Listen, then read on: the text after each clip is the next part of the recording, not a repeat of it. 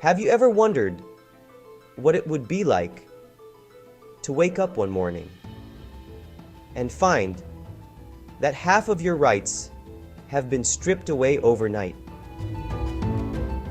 Imagine a world where your gender determines whether you can work, study, or even leave your house. For millions of women in Afghanistan, this isn't just a hypothetical scenario, it's their daily reality. In today's video, we're going to explore how the Taliban's actions are not just a violation of human rights, but a dangerous precedent that poses a global threat of normalizing extremism. We will look at the stark reality on the ground, analyze the international community's response, and most importantly, discuss why this isn't just an Afghan problem, but a global crisis that demands our attention. Let's start with some context. In August 2021, the Taliban seized control of Afghanistan, promising a more moderate approach than their previous rule in the late 1990s. They even pledged to the United Nations that they would respect women's rights. But those promises, they turn out to be nothing more than empty words. In less than 3 years, the Taliban has issued over 50 edicts systematically stripping away women's freedoms. We're talking about bans on education, employment, freedom of movement, and even access to public spaces. It's like they're trying to erase women from society altogether. The United Nations has gone as far as to describe this situation as gender apartheid. Let that sink in for a moment. In the 21st century, we're witnessing a regime that's openly and unapologetically oppressing half of its population based solely on their gender. But here's where it gets even more chilling. Women who dare to speak out against these restrictions face severe consequences. We're talking about harassment, violence, imprisonment, and in some cases, even death. The Taliban isn't just content with oppressing women, they're actively punishing anyone who stands up for basic human rights. And it's not just women who are targeted. Male supporters of women's rights, journalists covering these issues, and even teachers who dare to educate girls are all in the crosshairs. This isn't just about controlling women, it's about crushing any form of dissent or progress.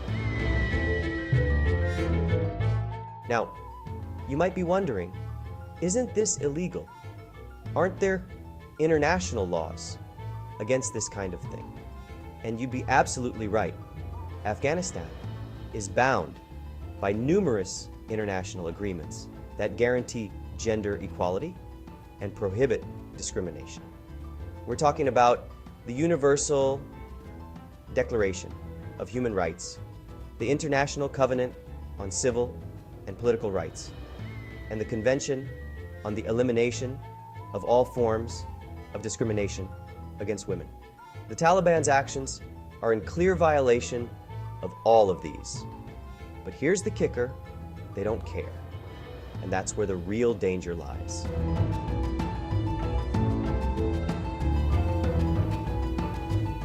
When a regime can so blatantly flout international law without consequences, it sends a dangerous message to the world. It tells other oppressive regimes that they can get away with human rights violations. It weakens the entire international system that's supposed to protect the most vulnerable among us, but it gets worse. The Taliban's actions aren't just violating human rights on paper. They're actively destroying lives.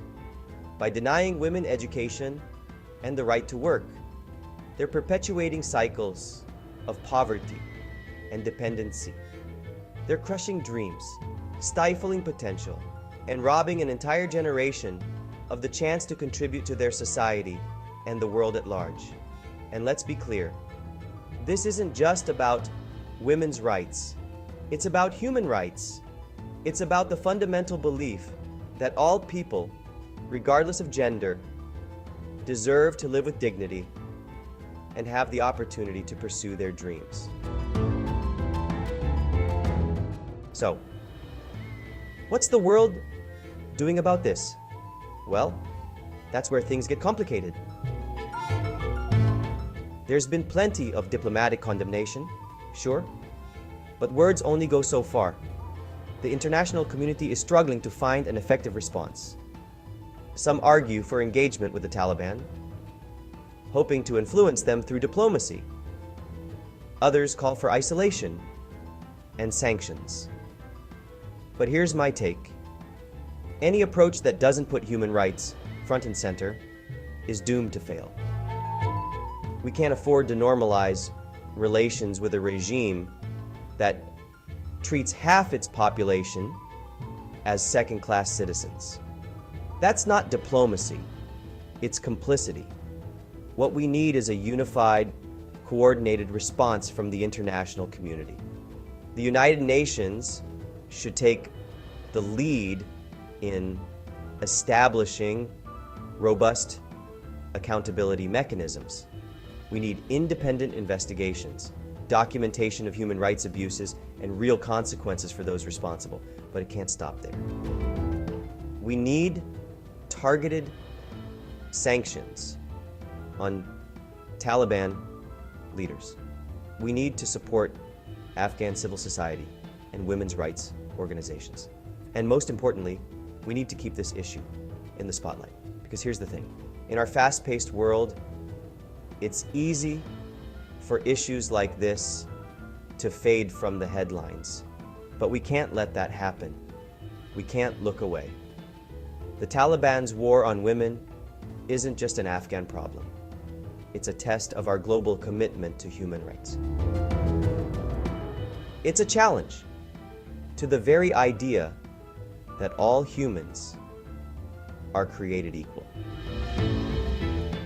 And how we respond to this challenge will shape the world we live in for years to come. So, what can we do? First, stay informed. Follow reputable news sources and human rights organizations for updates on the situation in Afghanistan. Second, use your voice. Share information on social media. Write to your representatives and keep the conversation going. And third, support organizations that are working to protect and empower Afghan women. I'll leave some links in the description below. Remember, change doesn't happen overnight, but every voice raised in support of human rights, every act of solidarity brings us one step closer to a world where everyone, regardless of gender, can live with dignity and freedom. Now, I want to hear from you. What do you think about the situation in Afghanistan? How do you think the international community should respond? Leave your thoughts in the comments below. And if you found this video informative, please hit that like button and subscribe to Opinionated Voice for more deep dives into critical global issues. Don't forget to hit the notification bell so you never miss an upload. Until next time, keep thinking critically and speaking up for what's right. This is Opinionated Voice, signing off